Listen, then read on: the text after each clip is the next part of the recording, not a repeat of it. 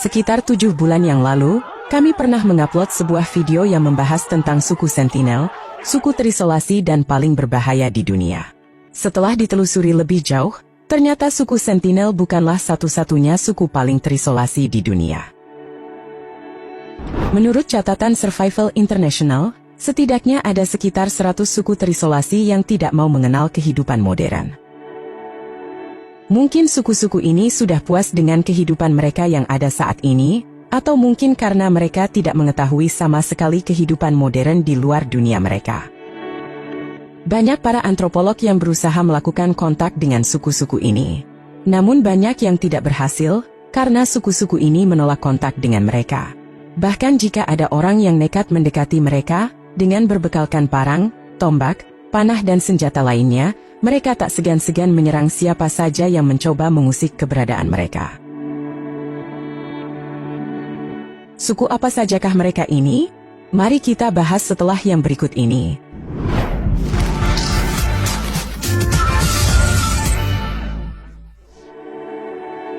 Dihimpun dari berbagai sumber, berikut kami sajikan setidaknya 7 suku paling terisolasi dan paling berbahaya di dunia. Namun sebelum lanjut, mohon like video ini dan bagi yang belum subscribe, subscribe dulu yuk, dan jangan lupa aktifkan loncengnya. Yang ketujuh, suku Surma atau Suri. Suku Surma atau suku Suri tinggal di zona Bench Maji di Ethiopia. Suku ini dianggap sebagai salah satu suku berbahaya, apalagi setelah mereka memiliki senjata api otomatis yang mereka dapatkan selama perang sipil Sudan di masa lalu. Suku Surma juga sangat lihai dalam pertarungan fisik menggunakan tongkat yang mereka sebut sebagai sagin. Bahkan ada adat di mana dua pria harus saling bertarung sampai mati, hanya demi memperebutkan seorang wanita. Tahun 1980, seorang dokter asal Rusia yang mengunjungi suku ini, malah dikira mayat berjalan, karena warna kulitnya yang putih, tidak sama dengan warna kulit suku ini.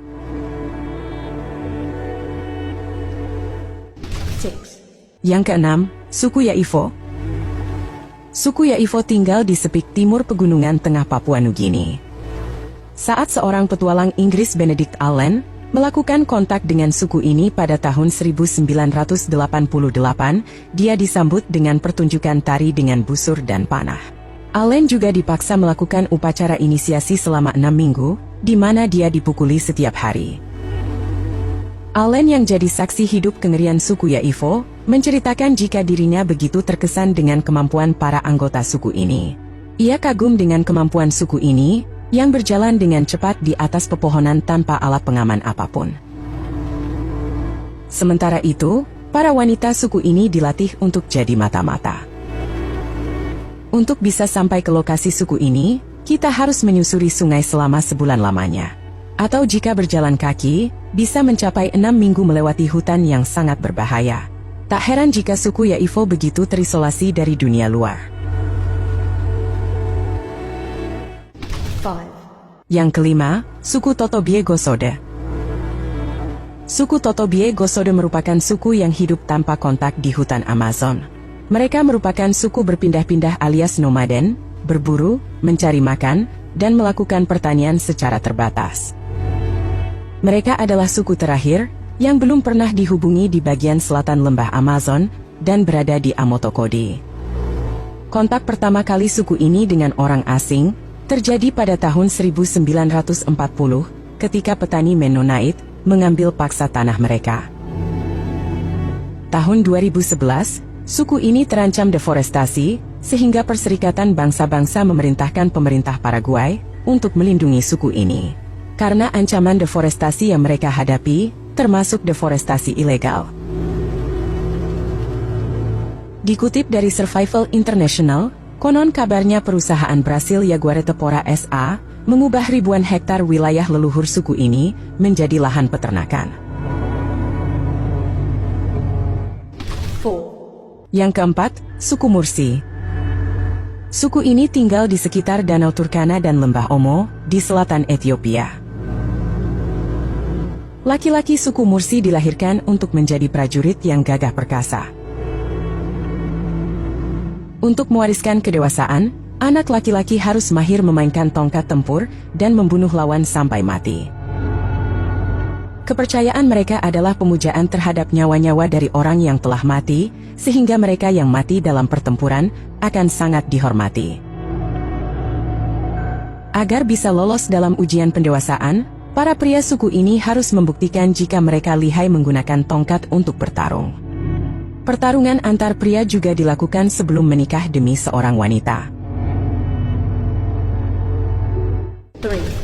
Yang ketiga, suku Maschopiro atau suku Cujareno. Suku ini tinggal di wilayah Madre de Dios Peru. Mereka hidup di dalam hutan dengan berburu dan hanya mengenakan dalam. Bahkan para wanita suku ini masih berdada. Masyarakat Madre de Dios yang sering masuk ke dalam hutan sering bertemu dengan suku ini. Pertemuan-pertemuan mereka selalu baik-baik saja, meski bahasa mereka tidak dimengerti. Kadang orang-orang yang bertemu dengan suku ini sering memberikan pakaian dan makanan. Os índios estão levando ali embaixo. Estão lançando a canoa com banana. A canoa é uma forma de não fazer contato direto com. Namun setelah dilakukan percobaan kontak secara intensif, mereka berubah menjadi garang dan agresif. Pada tahun 2010, mereka melukai seorang remaja dengan tombak, dan di tahun 2012 yang lalu, mereka membunuh seorang pemandu wisata dengan panah bambu tertancap di dadanya. Pada tahun 2015, pemerintah Peru mencoba menjalin kontak dengan suku ini, namun masih belum berhasil. Yang kedua, suku Fleicheros. Suku Fleicheros merupakan nama salah satu suku yang berada di bagian barat Brazil, tepatnya di sepanjang Sungai Jandiatuba. Suku ini dikenal karena kemampuan mereka dalam menggunakan dart, yaitu anak panah beracun sebagai senjata mereka. Suku ini diyakini tidak pernah memiliki kontak dengan orang luar. Menurut kabar, anggota mereka ada sekitar 30-an orang. Pada tahun 2017, 2 orang penambang emas dibantai oleh suku ini. Jenazah mereka sebelum dibuang ke sungai. Hal ini terjadi karena mereka terusik dengan kehadiran para penambang emas liar tersebut yang mengeruk sumber kekayaan alam di sekitar permukiman mereka. Yang pertama, suku Korubo atau suku Dislala. Suku ini hidup di lembah Amazon Barat. Ada laporan yang menyebut tentang bentrokan keras antar suku-suku di daerah tersebut. Pemerintah Brasil mencoba menjalin hubungan dengan suku ini, namun yang terjadi justru 7 utusan pemerintah tewas di tangan mereka. Pemerintah Brasil juga menetapkan suku ini sebagai salah satu yang paling berbahaya, sehingga dibuatlah reservasi untuk mereka, dan tak ada seorang pun yang diizinkan masuk ke sana. Tidak seperti kebanyakan suku pedalaman, suku Korubo menganut sistem matriarkal. Itulah 7 suku paling terisolasi dan paling berbahaya di dunia, yang dapat kami sampaikan dalam video ini. Jika apa yang kami sampaikan ada yang keliru, baik penjelasan maupun klip video ataupun slide gambarnya, mohon diluruskan dengan berkomentar di bawah video ini. Terima kasih.